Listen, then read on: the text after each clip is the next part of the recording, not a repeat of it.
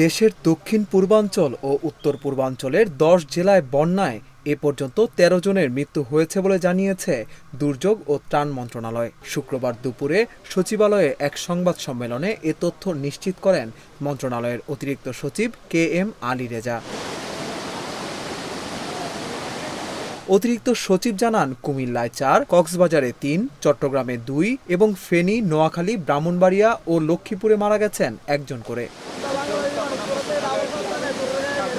এছাড়া 3160টি আশ্রয়কেন্দ্রে রয়েছে 1,88,000 মানুষ।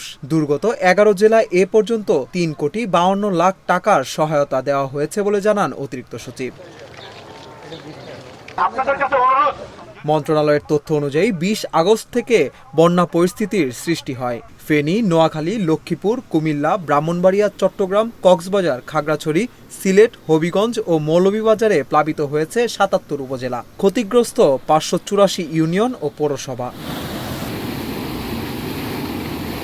অতিরিক্ত সচিব জানান, বন্যা মোকাবিলায় স্থানীয় প্রশাসন সহ সামরিক বাহিনী কাজ করছে। বৃষ্টি ও ভারত থেকে নেমে আসা পাহাড়ি ঢলের কারণে ভয়াবহ হয়ে উঠেছে দক্ষিণ পূর্বাঞ্চলের বন্যা পরিস্থিতি। 10 জেলায় বন্যা কবলিত অন্তত 42 লাখ মানুষ। আকস্মিক বন্যায় ঘরবাড়ি, রাস্তাঘাট তলিয়ে বিপাকে পড়েছেন তারা। অনেকেই ঘর থেকে কিছু বের করতে না পেরে খালি হাতে ছুটে এসেছেন আশ্রয়কেন্দ্রে। দুর্গত এলাকায় এখন দেখা দিয়েছে বিশুদ্ধ পানি ও খাবার সংকট। স্থানীয়রা বলছে, স্মরণকালে এমন ভয়াবহ বন্যা দেখেননি তারা।